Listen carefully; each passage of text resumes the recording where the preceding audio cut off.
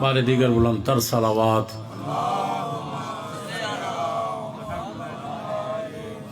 بلا تاخیر میں قبلہ صاحب کا اعلان کرتا ہوں کہ اب آپ کے سامنے قبلہ و کعبہ علامہ حجت الاسلام والمسلمین سید محمد تقی نقوی آف ملتان خطاب فرمائیں گے۔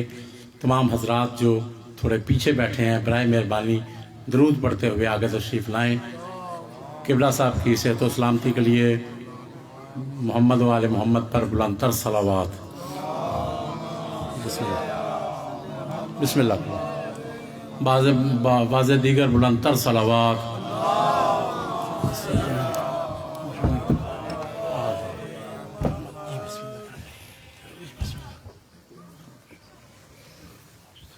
نعرہ تکبیر، نعرہ رسالت، نعرہ حیدری، خوشنودی امام زمان علیہ السلام بلند تر صلوات۔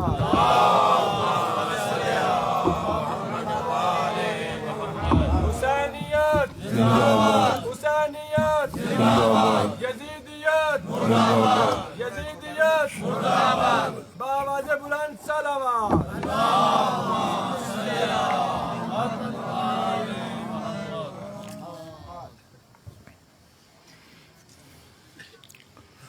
بار دیگر بآواز بلند صلوات۔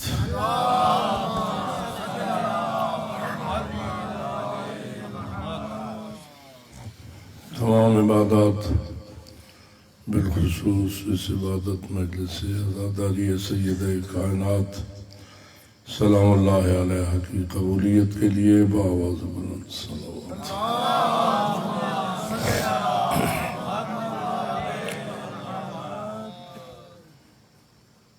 جتنے بھی اہل ایمان عزادار تھے اور عزاداری کرتے ہوئے عالم آخرت کے راہی ہوئے، سب کی بخشش اور بلندی درجات کے لیے بآواز بلند صلوات۔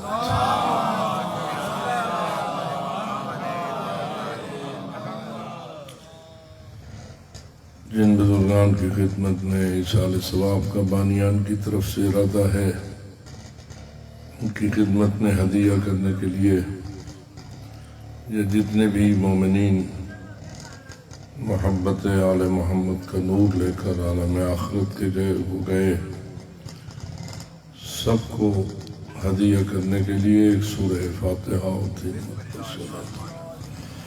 بسم اللہ الرحمن الرحیم، الحمدللہ رب العالمین، الرحمن الرحیم، مالک یوم الدین، ایاک نعبد و ایاک نستعین، اهدنا الصراط المستقیم، صراط الذین انعمت علیہم غیر المغضوب علیہم ولا الضالین۔ بسم اللہ الرحمن الرحیم، قل هو اللہ احد اللہ الصمد لم یلد ولم یولد ولم یکن له کفوا احد۔ بسم اللہ الرحمن الرحیم، قل هو اللہ احد اللہ الصمد لم یلد ولم یولد ولم یکن له کفوا احد۔ بسم اللہ الرحمن الرحیم، قل هو اللہ احد اللہ الصمد لم یلد ولم یولد ولم یکن له کفوا احد۔ کذالک اللہ ربنا، تلاوت سورتین مبارکتین کا اجر و ثواب اس مجلس اور اس کے ساتھ مربوط دیگر تمام خیر و خیرات کا اجر و ثواب ارواح طیبہ انبیاء و مرسلین، شہداء و صدیقین، چاہت معصومین علیہ السلام کے بعد جتنے بھی مومنین اور مومنات ولایت آل محمد کا نور لے کر آخرت کے راہی ہوئے، سب تک پہنچانے کے لیے، سب کی بخشش اور بلندی درجات کے لیے بآواز بلند صلوات۔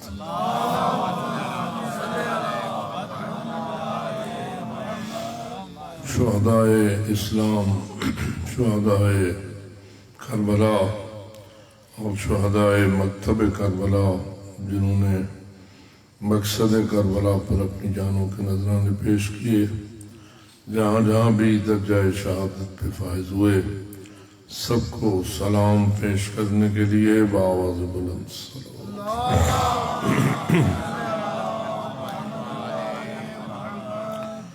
جن ظالموں، قاتلوں اور دہشت گردوں نے ان شہیدوں کے خون میں ہاتھ رنگے اور اپنے یزیدی مرہوس مقاصد کے لیے قتل و غارت، دہشت گردی اور ظلم و بربریت کا راستہ اختیار کیا، ملک کے امن کو تباہ کیا، بلکہ عالم اسلام میں بدامنی کو پھیلایا، ان ملائن کی رسوائی و ناکامی اور مکمل شکست کے لیے بآواز بلند صلوات۔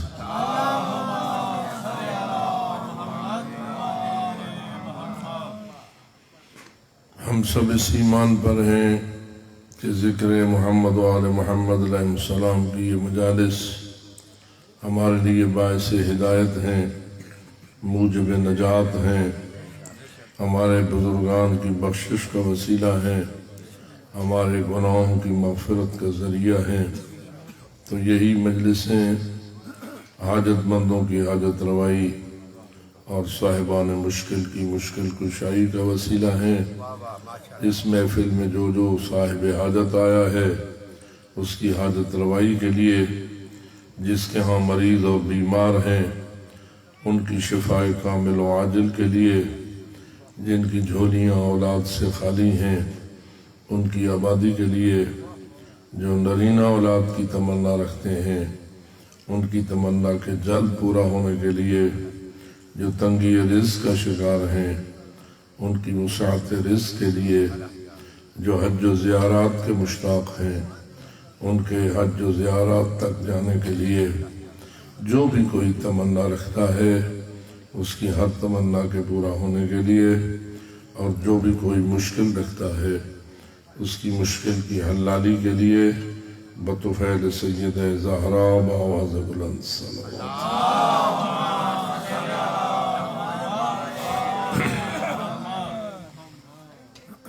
اللہ رب العزت نے ہماری زندگی کی جمیع مشکلات کا حل ظہور حضرت قائم آل محمد علیہ السلام سے مربوط کیا ہے، اس لیے کہ مولا کا ظہور ظلم و جور کے خاتمے کا وسیلہ ہوگا اور عدل و قسط سے اس زمین کو پھر کرنے کا ذریعہ بنے گا۔ اس لیے اس مولا کے ظہور کی تعجیل کے لیے بآواز بلند صلوات۔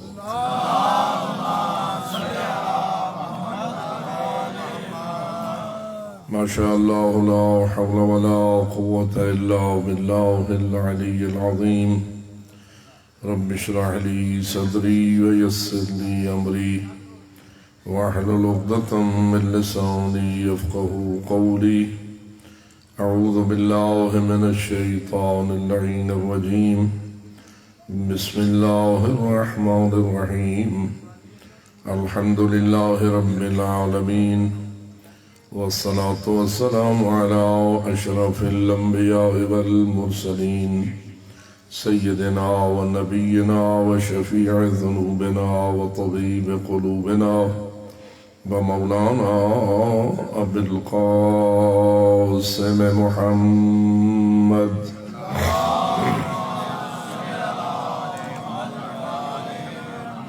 والصلاة والسلام على أهل بيته الطيبين الطاهرين المعصومين الغر الميامين المنتجبين المكرمين، الذين قال الله تعالى في شأنهم: إنما يريد الله ليذهب عنكم الرجس أهل البيت ويطهركم تطهيرا۔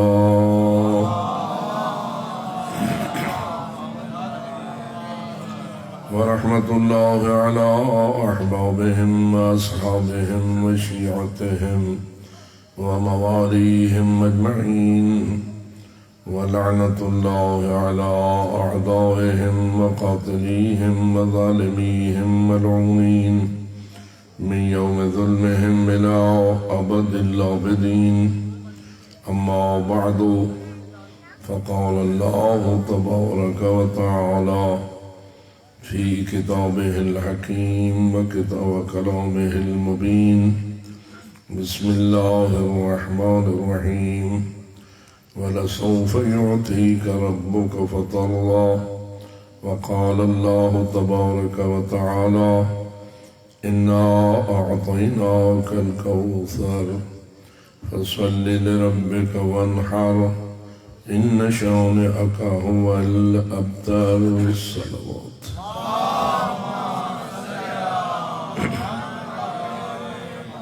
نعرہ تکبیر، اللہ اکبر. نعرہ رسالہ، نعرہ حیدری، محمد و آل محمد صلوات.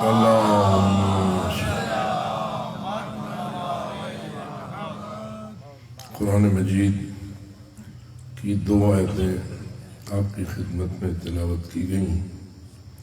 تھوڑی سی توجہ درکار ہے. جو قرآن سمجھنے کی نیت سے بیٹھا ہے وہ باواز بلند صلوات.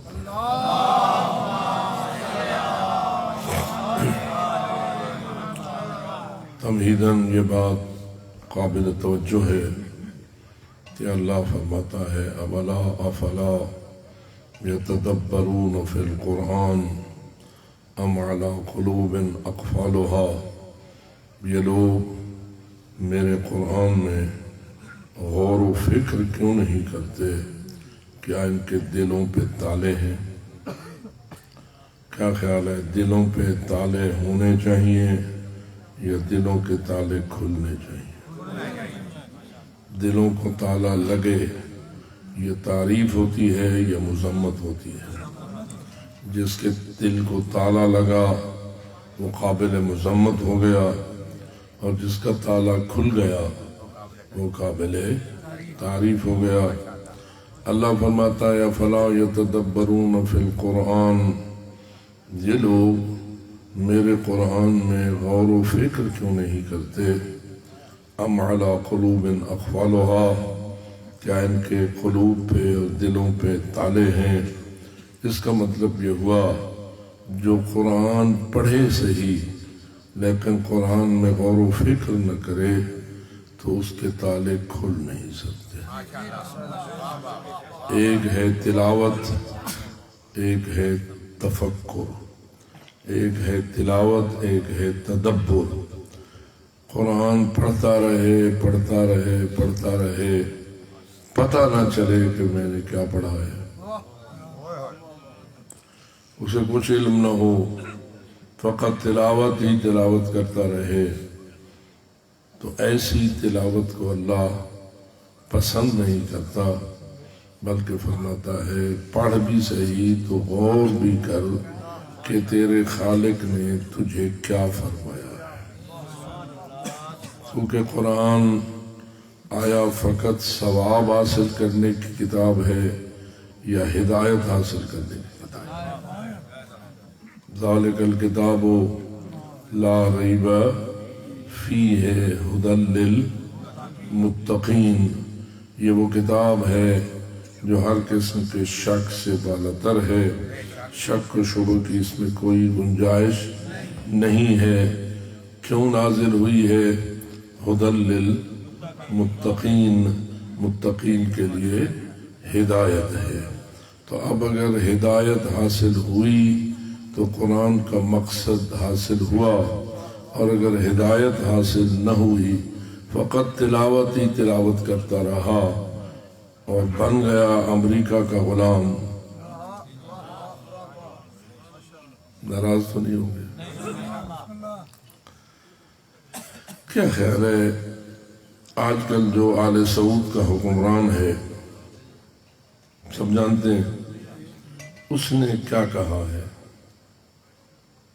اس نے خود بیان دیا ہے کہ ہم نے آج تک مغرب والوں کے کہنے پر اس مکتب کو پھیلایا ہے اور خدمت کی ہے جس کی ہم خدمت کرتے رہے ہیں.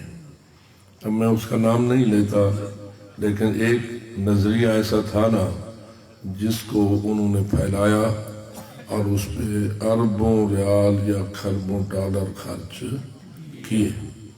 آج کہتے ہیں کہ نہیں، جو کچھ ہم نے کیا وہ غلط کیا، اب ہم دوسرے راستے پہ چل نکلے ہیں، اب مغربیت پھیلائی جائے گی۔ تو جو ہے اب نئے نئے شہر آباد کیے جائیں گے جن میں وہ سارا کلچر ہوگا جو مغرب میں ہے، جو برطانیہ میں ہے، جو امریکہ میں ہے، جو کینیڈا میں ہے، جو فرانس میں ہے، جسے مغربی کلچر کہا جاتا ہے۔ تھوڑے دنوں کے بعد پورا عرب مغرب کی تصویر بن جائے گا۔ تو جو ہے یہ کسی عام بندے کے الفاظ نہیں، موجودہ جو حکمران ہے سعودی عرب کا اس کے الفاظ ہیں۔ اب میں پوچھتا ہوں، کیا بیت اللہ میں تلاوت ہوتی ہے یا نہیں؟ جی، لاکھوں قاریان قرات کرتے رہتے ہیں یا نہیں؟ نہ فقط عام قرات ہوتی ہے بلکہ نماز کے اندر ختم قرآن ہوتا ہے۔ تو جو ہے ادھر سے نماز بھی چل رہی ہوتی ہے اور اس نماز کے اندر کیا ہوتا ہے؟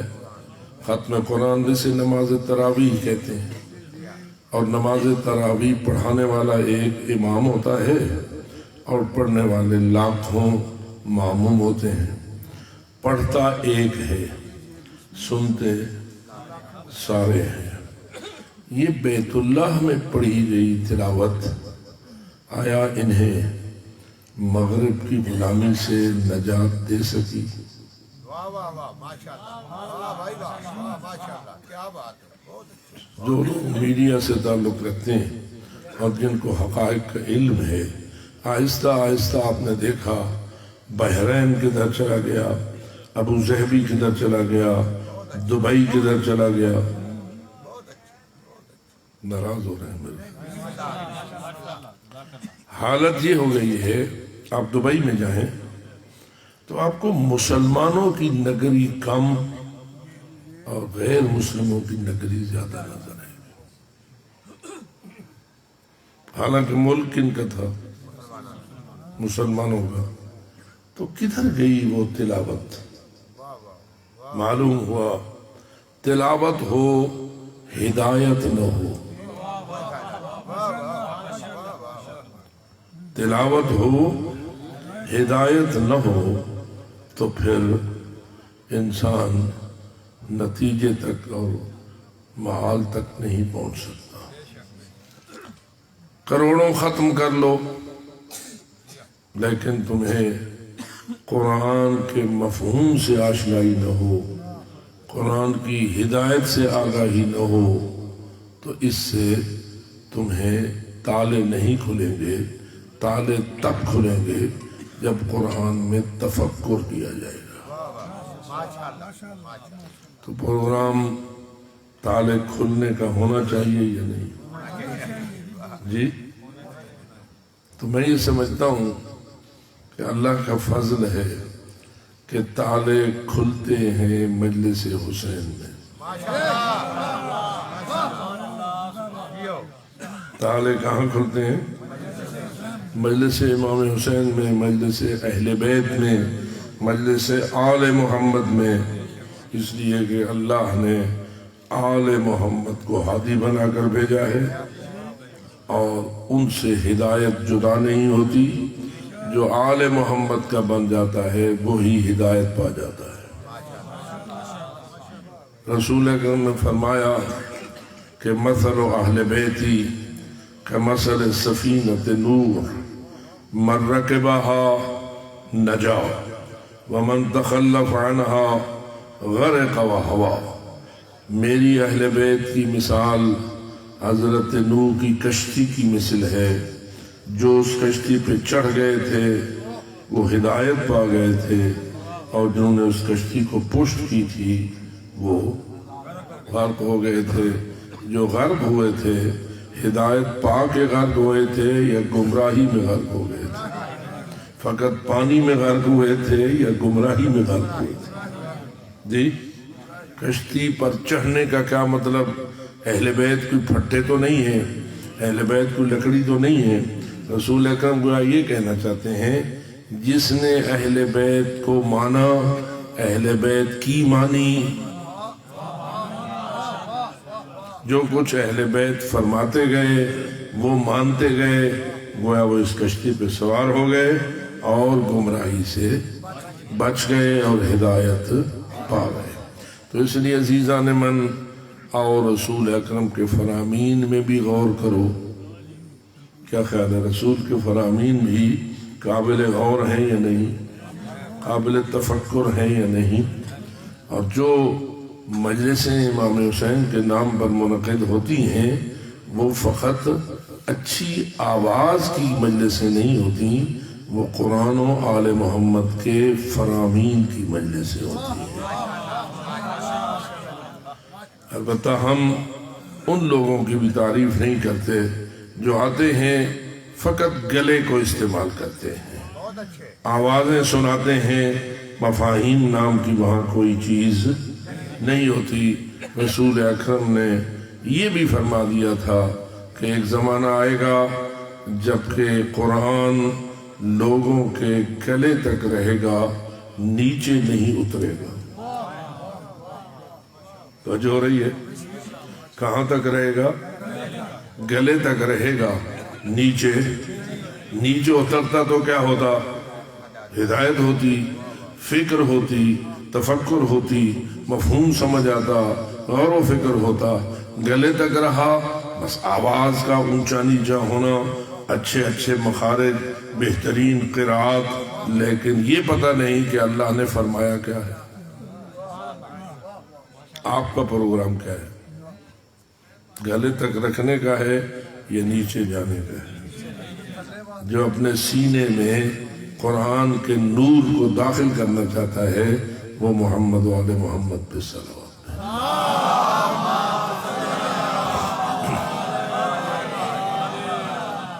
مقصود ہدایت ہے، مقصود واہوا نہیں، مقصود تو مرا حاجی بگو من ترا حاجی بگویم، تو مجھے حاجی کہے میں تجھے حاجی کہوں، تو میری تعریف کر میں تیری تعریف کروں۔ اور اس طرح وہ جیسے شاعر لگے ہوئے ہوتے ہیں، ایک شعر پڑھتا ہے دوسرا کہتا ہے واہ واہ واہ واہ واہ واہ واہ واہ۔ یہ نہیں ہوتی ہے مجلس اصل وہ ہوتی ہے جس میں قرآن اور محمد و آل محمد کا نور تقسیم ہوتا ہے، ان کے نور کو بانٹا جاتا ہے۔ نور کہاں داخل ہوتا ہے، سینے میں یا فقط کان میں؟ جی سینے میں داخل ہوگا تو ہدایت ہوگی، فقط کان تک کھڑا رہے گا تو پھر وہی بات ہوگی، حقیقت نہیں ہوگی۔ اس لیے اللہ فرماتا ہے کیا لوگ میرے قرآن میں غور و فکر نہیں کرتے؟ کیا ان کے دلوں پہ تالے لگ گئے ہیں؟ اے مومنین، آؤ اہل بیت کے دروازے پر کہ وہاں علم و حکمت تقسیم ہوتا ہے۔ انا مدینۃ العلم وعلی بابها، انا دار الحکمت وعلی بابها، من اراد العلم فلیأت من الباب۔ جسے میرا علم چاہیے، کون فرما رہے ہیں؟ پیغمبر اکرم فرما رہے ہیں نا، جسے میرا علم چاہیے وہ آئے دروازے کا گداگر بنے۔ تو فرمائیے ہمیں رسول اکرم کے علم کی کتنی ضرورت ہے؟ کائنات میں کوئی چیز ہے جو رسول کے سینے والے علم سے ہماری زیادہ ضرورت ہو؟ آپ چپ کر گئے، بولیے۔ آپ کو زمین کی زیادہ ضرورت ہے، سونے کی زیادہ ضرورت ہے، ڈگریوں کی زیادہ ضرورت ہے، ان کی عہدوں کی زیادہ ضرورت ہے، MNA بننا زیادہ پسند ہے، MPA بننا زیادہ پسند ہے، یا وہ علم آپ کو چاہیے جو اللہ نے رسول کے سینے میں نازل فرمایا؟ وہ بڑا خزانہ ہے یا سونے کی کانیں بڑا خزانہ ہے؟ جی سونے کی کانیں تو ہر ایک کے پاس آ جاتی ہیں، آل سعود کے پاس سونا ہی سونا ہے. آپ کو یاد ہے کہ جب ٹرمپ آیا تھا تو حکمران سعود نے کتنا سونا انہیں دیا تھا.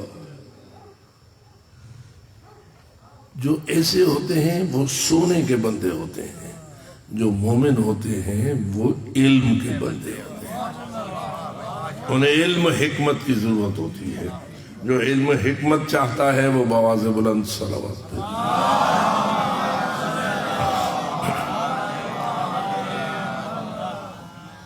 اللہ نے جہاں ہمیں خلق کیا، پیدا فرمایا، ہمارے رزق کے وسائل خلق کیے، ہمیں زمین میں بھیجا تو ہمارے رزق کے سارے وسائل زمین میں رکھ دیے.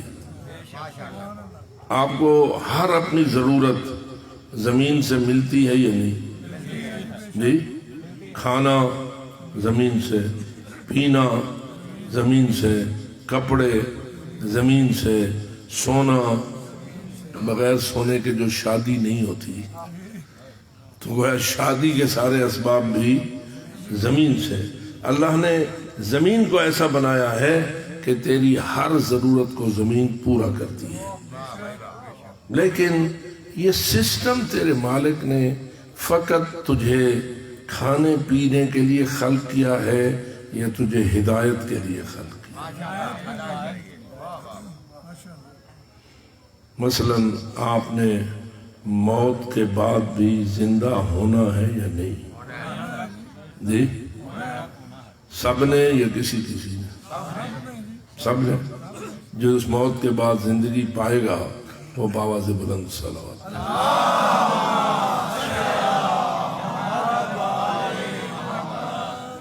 وہ زندگی کتنی ہوگی ذرا کھول کے مجھے بتائیے. یعنی آپ کے رسول نے آپ کو کیا بتایا؟ آپ کے اللہ کے کلام قرآن نے آپ کو کیا بتایا؟ 10 سال، 20 سال، 1000 سال، 2000 سال، لاکھ سال، کروڑ سال، کتنا سال؟ جی، ہمیشہ. ہمیشہ کتنی صدیوں کا ہوتا ہے؟ جس کی کوئی حد. اس کا مطلب یہ ہوا کہ آپ نے زندگی پانی ہے ہمیشہ کی. فقط اللہ نے نظام یہ بنایا ہے کہ زندگی کا کوئی تھوڑا سا قطرہ یہاں دے دیا ہے، باقی ساری وہاں دے دی. ایسا ہی ہے، ایسا ہی ہے یا نہیں؟ قطرے کی سے بھی کم تر زندگی اس دنیا میں دے دی ہے اور لامحدود زندگی وہاں دے دی ہے. ٹھیک ہے؟ اے اللہ، تو نے یہ تقسیم کیوں کی؟ کیا تو قادر نہ تھا کہ ہمیشہ کی زندگی یہیں دے دیتا؟ اپنا عقیدہ بتائیے ذرا، تھوڑا سا ذہن کو استعمال فرمائیے. ان اللہ علی کل شیء قدیر. اللہ قادر ہے یا نہیں؟ ابدی زندگی یہاں دے دے،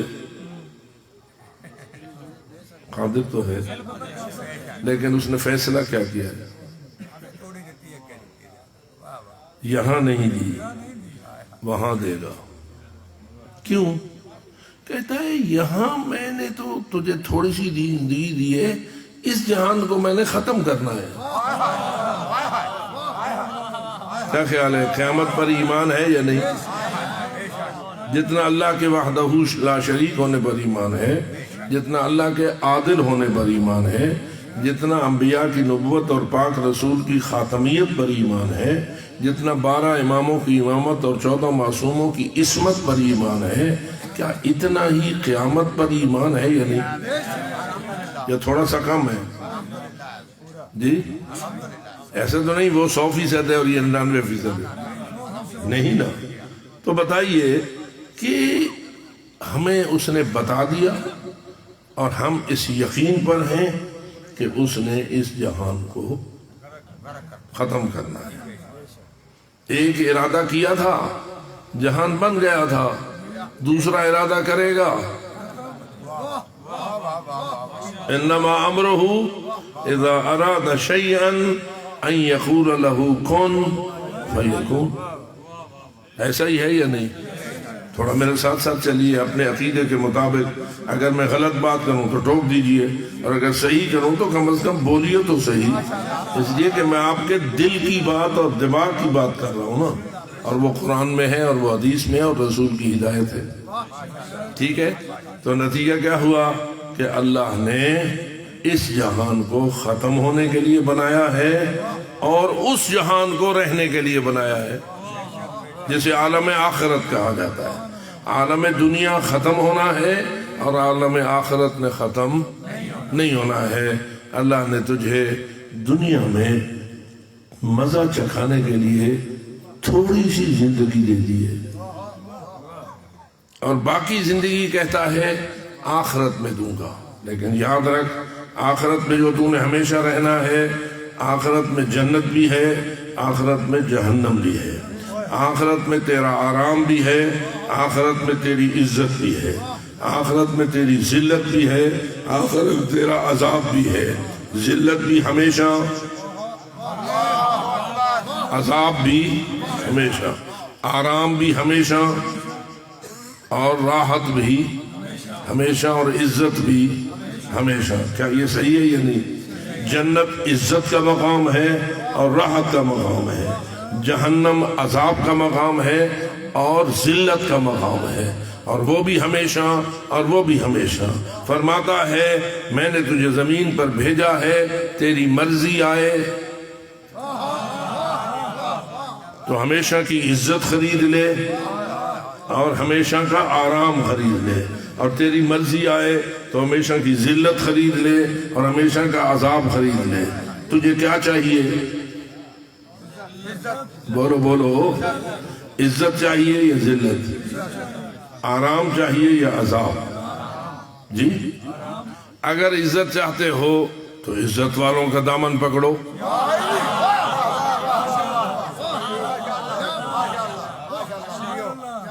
اگر ذلت سے بچنا چاہتے ہو تو ذلت والوں کو چھوڑ دو. تو جو رہی ہے محمد و آل محمد پہ صلوات بآواز بلند.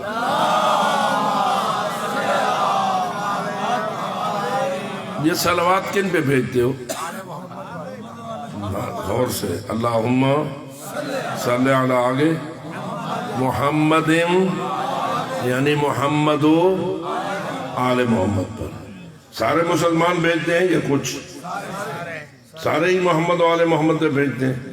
ایسا ہی ہے یا نہیں؟ محمد و آل محمد پہ صلوات کیوں بھیجتے ہو؟ حکم الہی ہے. اللہ نے ان پر صلوات کا حکم کیوں دیا ہے؟ اللہ کے صلوات ہیں، لیکن اس لیے دیا ہے ان کے دامن سے متمسک ہو جاؤ گے تو ہمیشہ کی عزت پاؤ گے، اور ان کے دشمنوں کے بن جاؤ گے تو ہمیشہ کی ذلت پاؤ گے. یہ حق ہے یا نہیں؟ جو کچھ رسول کے بارے میں اللہ نے کہا وہی آل رسول کے بارے میں کہا، اور فرمایا فقط محمد پہ صلوات بھیجنا کافی نہیں ہے. رسول نے فرمایا لا تصلوا علیہ صلاۃ البترا، میرے اوپر مردود اور ناقص قسم کی صلوات نہ بھیجا کرو. پوچھا گیا کہ کیسے مردود ہو جاتی ہے، کیسے ابتر اور ناقص ہو جاتی ہے؟ تو کہا جو مجھ پہ صلوات بھیجے اور میرے ساتھ میری آل کو شامل نہ کرے اس کی صلوات کو میں کبھی ماننے کے لیے تیار. کیوں؟ اس کی وجہ بھی سمجھیے. وجہ یہ ہے کہ جس مقصد کے لیے میں نے اپنے محمد کو بھیجا ہے اس مقصد کی تکمیل میں آل محمد کا بڑا کردار ہے.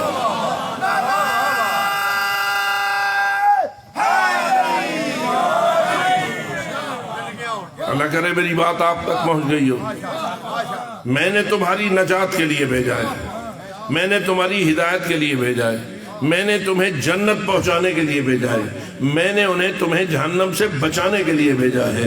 لیکن اگر جنت جانا چاہتے ہو، جہنم سے بچنا چاہتے ہو، ہدایت پانا چاہتے ہو، گمراہی سے بچنا چاہتے ہو تو انی تارکن فیکم الثقلین کتاب اللہ و عترتی اہل بیتی، میں دو چیزیں چھوڑ کر جا رہا ہوں، ایک اللہ کی کتاب ہے اور ایک میری عطرت ہو اہل بیت۔ ان کا تمسک کرو گے تو سب عزتیں بھی ملیں گی، راحتیں بھی ملیں گی، اور اگر ان کے دشمنوں کے بن جاؤ گے تو ذلت ہی ذلت ہے۔ ایک طرف یزید ہے، ایک طرف حسین ہے، آپ کو کدھر جانا ہے؟ کیوں؟ ہدایت کے لیے، عزت کے لیے، راحت کے لیے یزید کے ساتھ جائیں گے تو کیا ہوگا؟ چھوٹی سی تھیلی مل جائے گی سونے کی، یاد ہے آپ کو؟ ابن زیاد، عمر ابن سعد، شمر ابن ذی الجوشن، یہ سارے کربلا کے کتے کس چیز کے کتے تھے؟ دراہم و دنانیر کے کتے، دنیا پہ بکنے والے، ہاں جو ادھر کھڑے تھے سر دینے والے تھے لیکن جنت پہنچنے والے تھے۔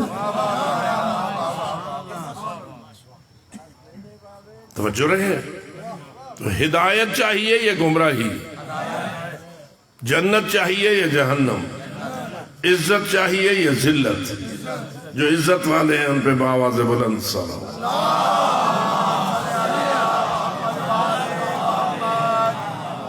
آل محمد کون ہے؟ آج جس بی بی کا تذکرہ کرنے کے لیے رات کے اس ٹھنڈے وقت میں اکٹھے ہوئے ہو، اس بی بی کا رسول کی آل سے کوئی تعلق ہے یا نہیں؟ اگر زہرا آل سے نہیں تو کون کائنات کا فرد ہے جو آل محمد میں شمار ہو سکتا ہے؟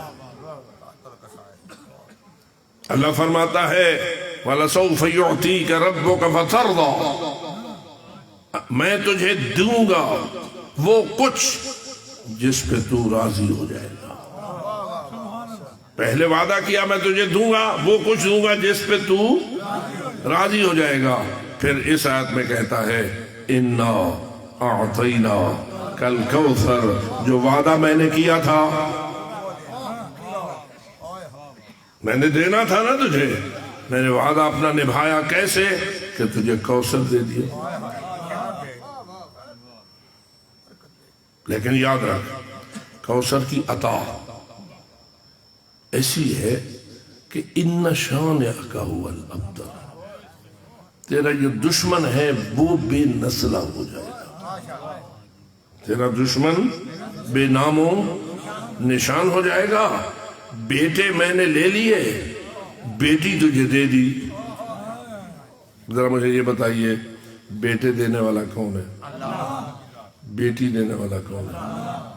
جی اپنے حبیب کو اس نے پہلے بیٹے دیے، جی پھر وہ بیٹے واپس لے لیے۔ دشمن تانے مارنے لگے کہ اب اس کے گھر میں کوئی اولاد نہ رہی، اب ہو گیا ابتر۔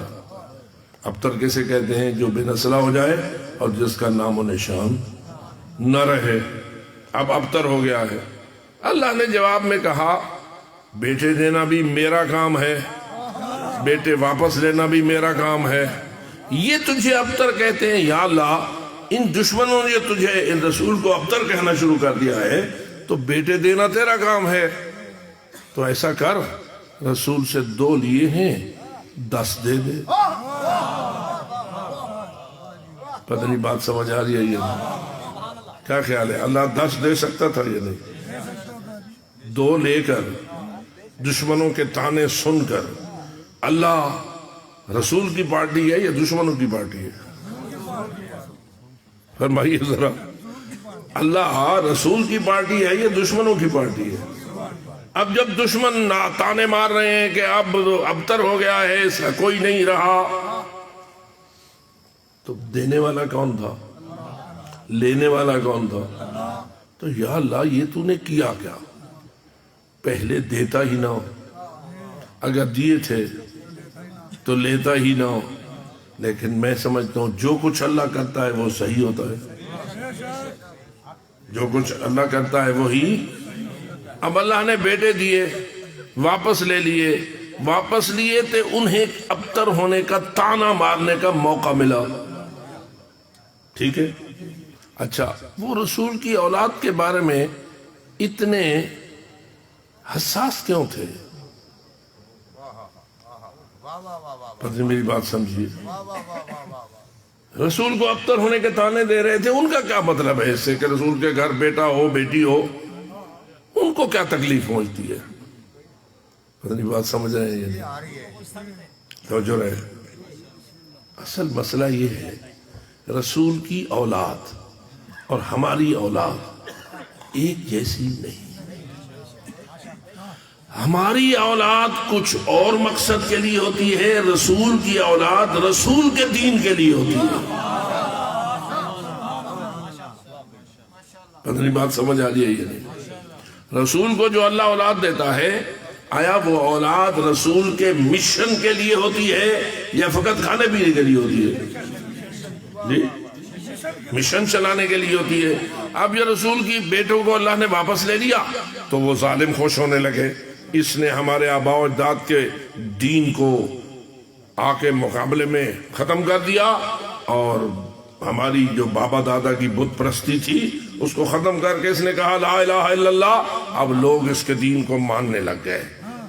اب اگر یہ سلسلہ چلتا رہا، اس کے بیٹے ہوئے، وہ اس کے مسلک کو آگے چلائیں گے، اس کے دین کو آگے، ایسا ہوتا ہے یہ نہیں، اس کے مشن کو آگے چلائیں گے. جب رسول کی اولاد کو اللہ نے واپس لے لیا وہ خوش ہونے لگے.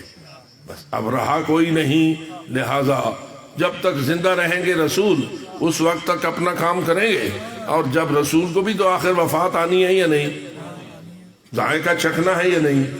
جب رسول چلے جائیں گے تو ہمارے آباء و اجداد کا دین واپس بحال ہو جائے گا، اور بیت اللہ کو جو بت پرستی کا اڈا ہم نے بنا رکھا ہے وہ رونق والا ہو جائے گا.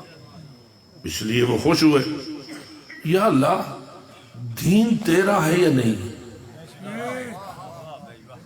ذرا آپ بتائیں، رسول کا دین اللہ کا دین ہے یا کسی اور کا ہے؟ اللہ کا دین ہے. اولاد کون دیتا ہے؟ واپس کون لیتا ہے؟ دشمن کیوں خوش ہوتے ہیں؟ اس لیے نہ کہ اب بیٹے نہ رہے تو دین آہستہ آہستہ ختم ہو جائے گا. یا اللہ تو لے نہیں نا واپس تاکہ دشمن تیرے خوش نہ ہو. توجہ رہے. لیکن اللہ کا فیصلہ، اس نے بیٹے واپس لے لیے، دشمنوں کے گھروں میں خوشی ہو گئی، اور وہ حضرت کو ابتر ہونے کے تانے دینے لگے. اب اللہ کا جواب، اللہ کا جواب سنیے. بیٹے میں نے دیے، میں نے ہی واپس لیے، یہ دشمن ہو گئے خوش، لیکن میرا جواب یہ ہے کہ انا اعطیناک الکوثر، ہم نے تجھے ایک ایسی بیٹی دے دی ہے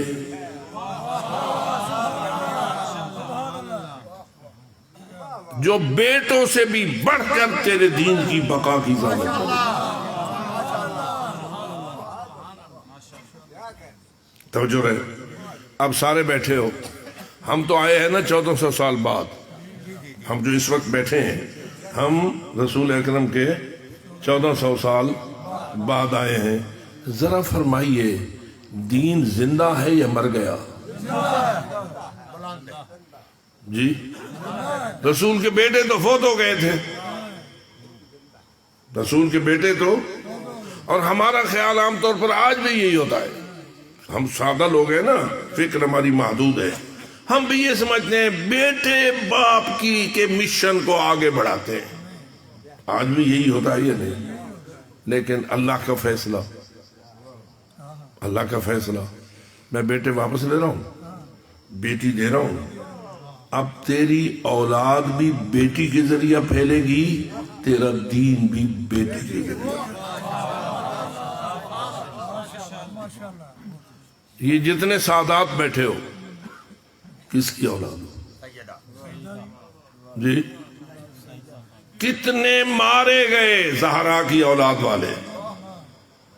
زہرا کی اولاد پہ سب سے زیادہ قتل و غارت مسلط ہوئی یا نہیں؟ جی لیکن یہ بتائیے کون سا زمین کا خطہ ہے جو اولاد زہرا سے خالی ہے؟ آباد ہے ہر جگہ پر. کیا اللہ کا وعدہ برحق ہوا یا نہیں؟ یہ سمجھتے ہیں کہ اولاد بیٹوں سے پھیلتی ہے، لیکن میں ثابت کر رہا ہوں تجھے ایک ایسی بیٹی دے رہا ہوں جو قیامت تک تیری اولاد کی کوثر ہونے کا باعث بن جائے. اور جہاں تک مشن کی بات ہے، میں فقط اولاد کی کثرت نہیں دیکھنا چاہتا، میں یہ دیکھنا چاہتا ہوں کہ زہرا کی اولاد تیرے مشن کو قیامت تک زندہ رکھے. تو میں ذرا تھوڑا سا سادات سے گفتگو کرتا ہوں. تمہارے وجود میں آنے کی حکمت کیا ہے؟ غیر سادات سے ابھی میں بات نہیں کر رہا ہوں، جتنے سادات بیٹھے. تمہیں اللہ نے زہرا کی اولاد بنایا کس لیے؟ تاکہ تم زہرا کی اولاد بن کر رسول کے مشن کو زندہ رکھو، رسول کے دین کو زندہ رکھو. کوئی پرواہ کرے رسول کی دین کی یا نہ کرے، جو نسل زہرا سے ہے اور سید ہے، اس کے لیے کبھی جائز نہیں ہے کہ وہ زہرا کے مصائب کو بھول جائے اور دین حق کی پرواہ نہ کرے. اس لیے میں سمجھتا ہوں سعادات کو سب سے زیادہ احساس ہونا چاہیے کہ اس لیے کہ اللہ نے سعادات کو اولاد زہرا بنا کر مشن رسول کو زندہ رکھنے کا وسیلہ بنایا. اگر میں صحیح کہہ رہا ہوں تو ایک سلوات کریے.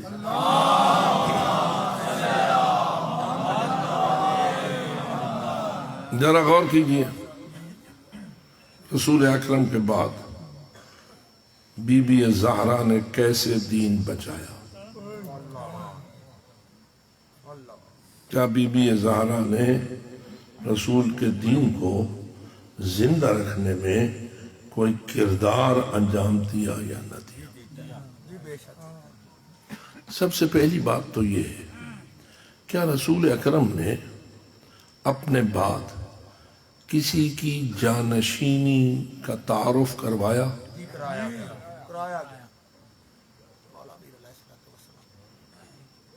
حضرت موسیٰ اللہ کے اولو العزم پیغمبر ہیں.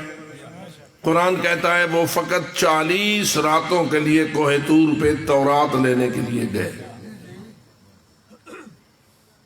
فَوَعَدْنَا مُوسَىٰ 30 لَيْلَةً فَأَتْمَمْنَاهَا بِعَشْرٍ فَتَمَّ مِيقَاتُ رَبِّهِ 40 لَيْلَةً وَقَالَ مُوسَىٰ لِأَخِيهِ هَارُونَ اخلفنی فی قومی وَأَصْلِحْ وَلَا تَتَّبِعْ سَبِيلَ الْمُفْسِدِينَ.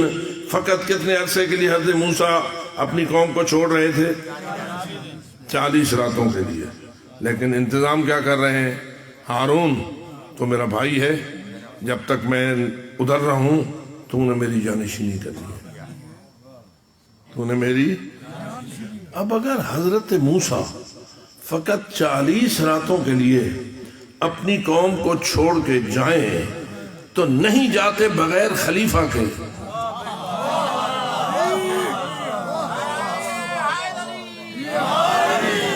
فخر موسیٰ.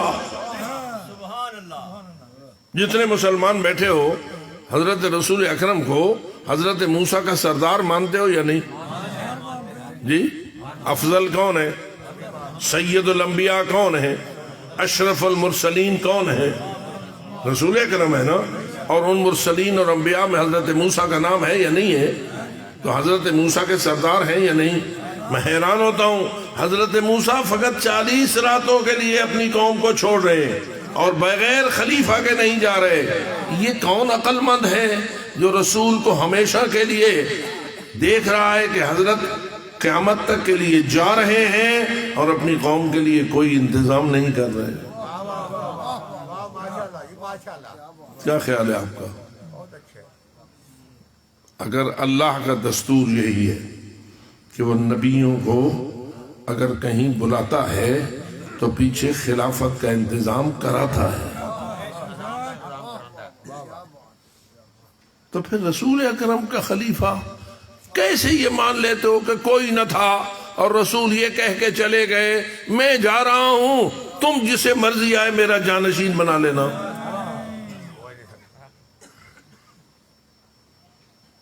اگر عوام کے حوالے کیا جائے میرے خیال میں بڑے صحیح فیصلے کرتے.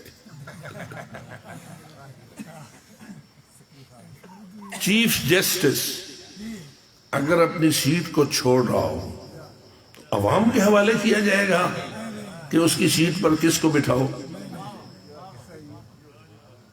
اہل کو بٹھانا چاہیے یا نااہل کو بٹھانا چاہیے؟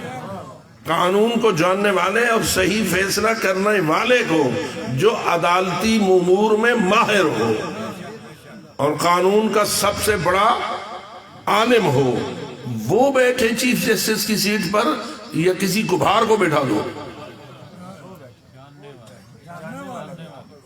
نبی کی سیٹ پر، اور وہ بھی سید الانبیاء کی سیٹ پر. اور وہاں تو حضرت موسیٰ نے واپس آنا تھا، رسول جب گئے یہ کہہ کر گئے کہ میں واپس آ رہا ہوں.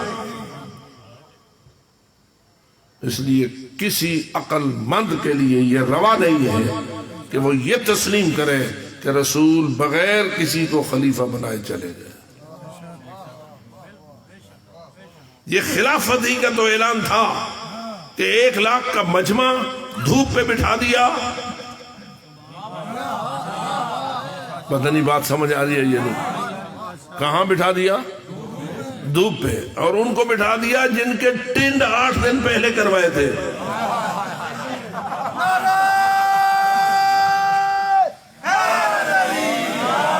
سارے حاجی تھے یا نہیں؟ بولو بھائی، سارے حاجی تھے. اور حاجی بغیر ٹنڈ کے تو پہچانا ہی نہیں جاتا کہ یہ حاجی ہے یا نہیں. ایسا ہوتا ہے یا نہیں؟ اگر کوئی حج میں جائے بڑی زلفیں شلفیں لے کر جائے واپس آئے گا تو اس کی نشانی حاجی بننے کی کیا ہوگی؟ ٹنڈ ہی ہوگا نا. تو بتائیے 10 ذی الحجہ 11 ذی الحجہ 12 ذی الحجہ کو ٹنڈ کروایا، 18 ذی الحجہ کو بٹھا دیا. کس پہ بٹھا دیا؟ دھوپ پہ. یا رسول اللہ کچھ مہربانی کیجئے، ان بیچاروں کا ٹنڈ کرایا ہے، کوئی ٹھنڈا ٹائم ڈھونڈیے، صبح کا عصر کا کوئی ٹھنڈا وقت ڈھونڈیے. یہ مکہ اتنا اوپر درجہ حرارت اور بٹھا رہے ہو دوپہر کے وقت. ٹھیک ہے، بٹھا دیا یا نہیں بٹھایا؟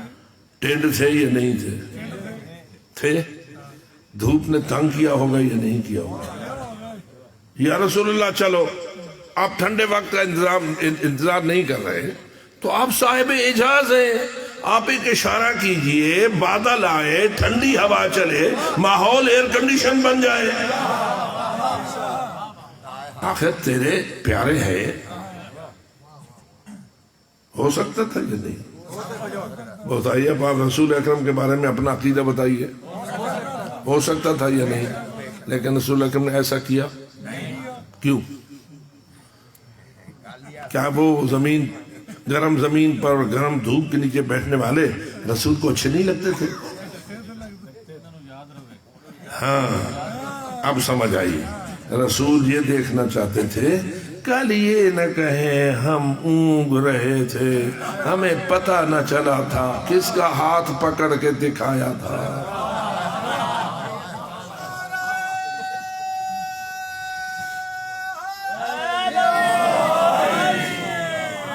یہی تو رسول کا جانشین تھا، یہی تو رسول کا جانشین تھا. اور میں یہ سمجھتا ہوں کہ من کنت مولا ہو فہذا علی مولا کا اعلان رسول کا. علی کے کندھوں پہ ذمہ داری کو بڑھا گیا. کیا بے شک بے شک بے شک آپ خود فرمائیے. جی بے شک. گویا رسول یوں کہہ رہے ہیں چند دن کا مہمان ہوں. ذرا میرے ساتھ غور کیجئے. یہ 18 ذی الحجہ کا واقعہ ہے. رسول کی وفات 28 صفر کو ہے. درمیان میں 70 دن کا فاصلہ ہے. کیا کتنے دن کا فاصلہ ہے؟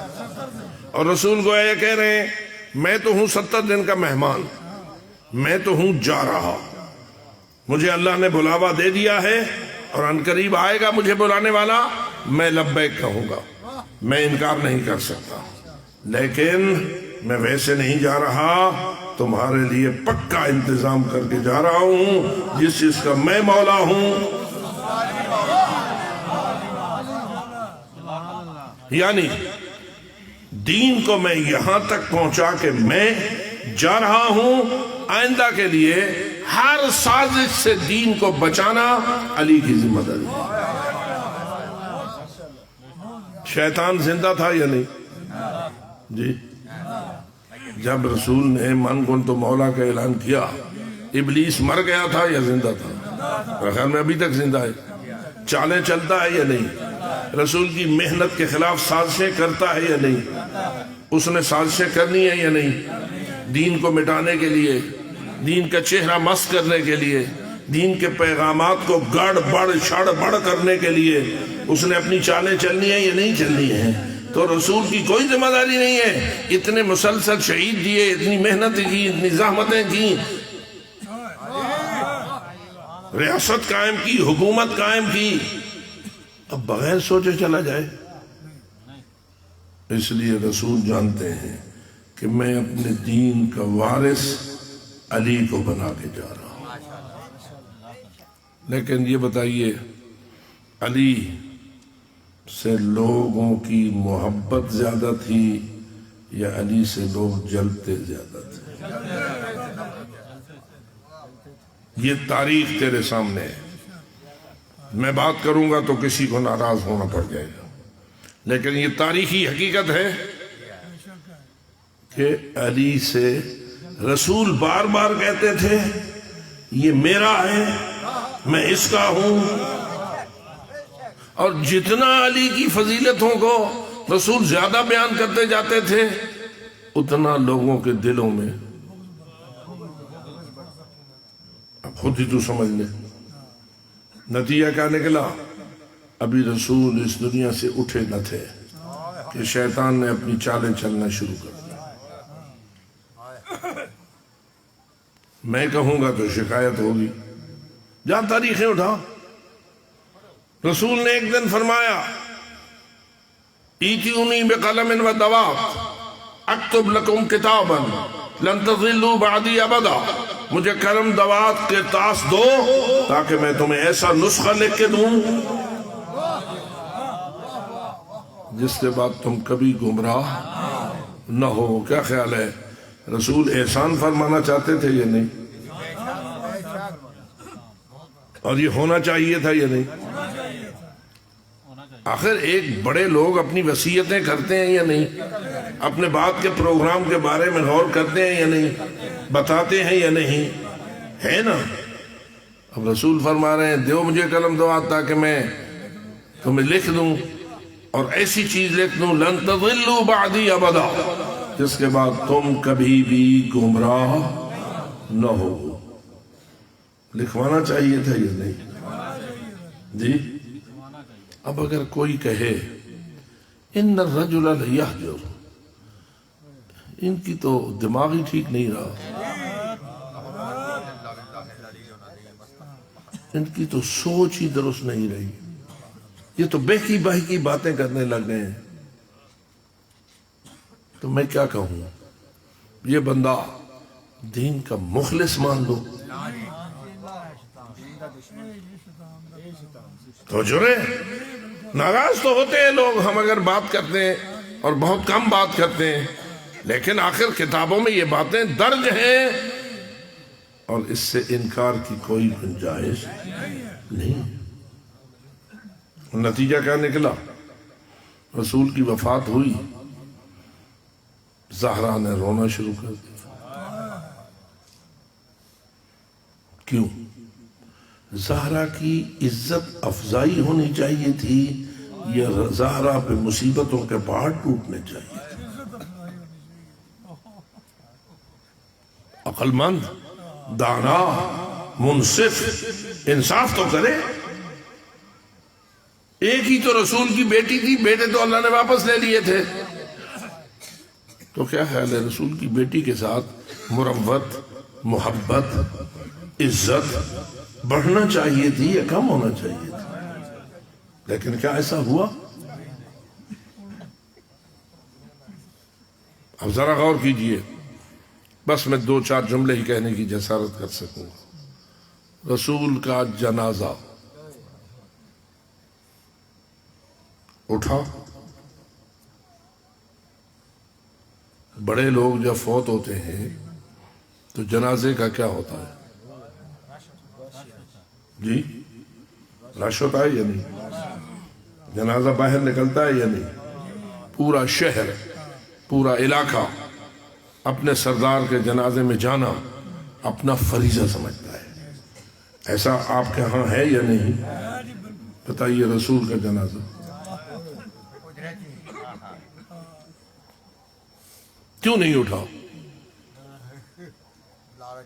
توجہ ہے، اس پہ غور کرنے کی ضرورت ہے۔ یوں نہیں پھینک دو اور بات جو ہو گئی بس ختم۔ ہر ایک کے جنازے پہ رش، رسول کے جنازے پہ چند مخصوص افراد۔ اچھا، رسول کا جنازہ کس نے غسل دیا، کس نے کفن پہنایا، کس نے انہیں دفن کیا، کس نے ان کے فرائض کو انجام دیا، کون کون اس میں شامل ہوا، کہاں تھے دوسرے حضرات؟ آخر رسول کے 1,00,000 سے زیادہ صحابہ تھے جو میدان غدیر میں تھے یا نہیں؟ سارے کلمہ گو تھے یا نہیں؟ تو بتائیے رسول اکرم کے بعد یہ لوگ کہاں گئے؟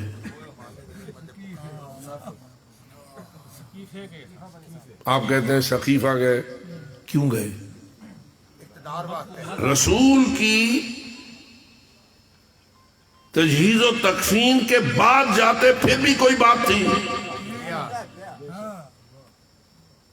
تاریخ کہتی ہے علی رسول کی قبر کو لپائی کر رہے تھے، ہاتھ میں جو گڑمالا تھا وہ چلا رہے تھے، باہر سے کسی کی بیعت کی آوازیں آ رہی تھی، کسی کی بیعت کی آوازیں آ رہی تھیں۔ امیر المومنین نے وہ جو لپائی کا آلہ ہوتا ہے، آپ اسے اپنی زبان میں کیا کہتے ہیں؟ گڑمالا کہتے ہیں، ہمارے یہاں بھی گڑمالا کہتے ہیں۔ رسول نے اس گڑمالے کو، امیر المومنین نے اس گڑمالے کو اس قبر کے اوپر نوک کو رکھا اور یہ جملہ کہا، یا رسول اللہ ابھی تو میں آپ کے دفن سے بھی فارغ نہیں ہوا۔ کیا خیال ہے؟ ٹھیک کیا جو کیا گیا؟ کسی اور کے ساتھ ایسا ہوتا ہے؟ چھوٹے چھوٹے حکمران، چھوٹے چھوٹے نمبرداران، معمولی زمینداران، اپنے معاشرے میں تھوڑی سی عزت رکھنے والے، ان کے بعد بھی ایسا نہیں ہوتا جیسا کائنات کے سردار کے بعد ہوا ہے۔ آپ پوچھیں گے زہرا کے دروازے پہ یہ ظلم کیوں ہوا؟ ہوا یا نہیں ہوا؟ کہتے ہیں جی فقط دھمکی دی گئی۔ چلو جی دھمکی دی گئی، مان لیتے ہیں دھمکی دی گئی۔ کس کو دھمکی دی گئی؟ کیوں دی گئی؟ کیا کہا گیا؟ دھمکی کی بنیاد کیا تھی؟ تو یہ کہ علی کو باہر نکالو ورنہ اس گھر کو ہم آگ لگا دیں گے۔ لکڑی بھی لے آئے، وہاں ایندھن بھی اکٹھا کر لیا اور یہ جملے بھی کہہ دیے۔ کیا ہو گیا تھا؟ علی نے کون سا جرم کیا تھا؟ اہل بیت نے کون سا جرم کیا تھا کہ ان کے گھر کو آگ لگانے کے لیے دھمکیاں دی جا رہی ہیں؟ اور اندر سے بی بی رو کے کہہ رہی ہے اس میں تو فاطمہ رہتی ہے۔ کیوں کہہ رہی ہے یہ بات؟ اس لیے کہ رسول بار بار کہتے تھے فاطمہ میرے دل کا ٹکڑا ہے، فاطمہ میرا ٹکڑا ہے، جس نے اسے ستایا اس نے مجھے ستایا، جس نے اسے راضی رکھا اس نے مجھے راضی رکھا۔ گویا فاطمہ آزمانا چاہتی ہے میرے بارے میں میرے بابا نے جملے کہے ہیں، ان کو وہ جملے بھول گئے یا یاد رہے؟ اگر یاد ہوتے تو وہ اقدام نہ ہوتا۔ عزیزان گرامی قدر، یہ ایام جن کو آپ بنانے کے لیے اکٹھے بیٹھے ہیں، یہ زہرا کے پرسے کے ایام ہیں، زہرا کی اس مصیبت کو یاد کرنے کے ایام ہیں۔ زہرا ایک صابرہ خاتون تھی، باپ فوت ہو جاتے ہیں تو بیٹیاں صبر کرتی ہیں، لیکن یہ زہرا کے جملے تو یہ ہے صبت علی مصائب لو انہا صبت علی الایام سر لیالیا، مجھ پر مصائب کے ایسے پہاڑ توڑے جا رہے ہیں، اگر سفید دنوں پہ آتے تو سیاہ راتوں میں بدل جاتے۔ اور میں پوچھتا ہوں بس آخری جملہ، زہرا کا جنازہ، رسول کا جنازہ تو آپ نے سن لیا، زہرا کا جنازہ، آخر جب سرداروں کی بیٹیاں، اکلوتی بیٹیاں فوت ہوتی ہیں، آپ کے ماحول میں کیا رواج ہے؟ کوئی بھی آپ کے خاندان کا یا آپ کے شہر کا سردار ہو، اس کی ایک بیٹی رہ گئی ہو اور وہ فوت ہو تو بتائیے پورا شہر تعزیت کے لیے اس گھر میں جاتا ہے یا نہیں جاتا ہے؟ عورتیں جاتی ہے، مرد جاتے ہیں، پرسے دیتے ہیں۔ مجھے اتنا تو بتا، زہرا کو کس نے پرسا دیا؟ جواب یہ ہے کہ زہرا کو وصیت کرنی پڑی، یا علی میرے جنازے پہ ان لوگوں کو نہ آنے دینا جنہوں نے مجھے ستایا ہے، جنہوں نے مجھے دکھایا ہے، جنہوں نے میرے اوپر ظلم کیا ہے۔ کیوں کہتی تھی یہ؟ اس لیے کہ قیامت تک یاد رہے ظالم کون ہے اور مظلوم کون ہے۔ یہی وہ سنت تھی جس پر حسین نے عمل کیا، یہی وہ سنت تھی جس پر ائمہ ہدیٰ نے عمل کیا، اور آج تک یہی عمل ہو رہا ہے اور قیامت تک ہوتا رہے گا، اور یہ بتایا جاتا رہے گا کہ ظالم کون اور مظلوم کون۔ اس لیے کہ ظالم کبھی حق پر نہیں ہو سکتا اور مظلوم کبھی ناحق نہیں ہو سکتا۔ آل محمد نے ہمیشہ مظلوم ہو کے زندگی گزاری، اس لیے کہ ان کا جو حق تھا انہیں نہیں دینا چاہتے تھے، اور نتیجتاً حق پر قابض ہونے کے بعد آل محمد پہ ظلم کے علاوہ اور کوئی چارہ نہ تھا، بلکہ اس حد تک چلے گئے کہ آل محمد کو اللہ کے رسول نے جو جائیداد دی تھی اس پہ بھی قبضہ کر لیا۔ فتح کی جائیداد کس نے دی تھی؟ نبی پاک نے دی تھی۔ تاریخ گواہ ہے زہرا کے نمائندے فتح پر قابض تھے، اور فتح کے سارے جو پیداوار آتی تھی وہ بی بی کو ملتی تھی، اور بی بی انہیں غریبوں اور مسکینوں میں تقسیم کرتی تھی۔ اور جب لوگوں نے اپنے نمائندے بھیج کر علی زہرا کے نمائندوں کو ہٹا دیا تو بی بی نے یہ پوچھا، آخر مجھے تو میرے بابا نے دی تھی، تم نے میرے بندوں کو ہٹا کر اپنے بندوں کو کیوں رکھ دیا؟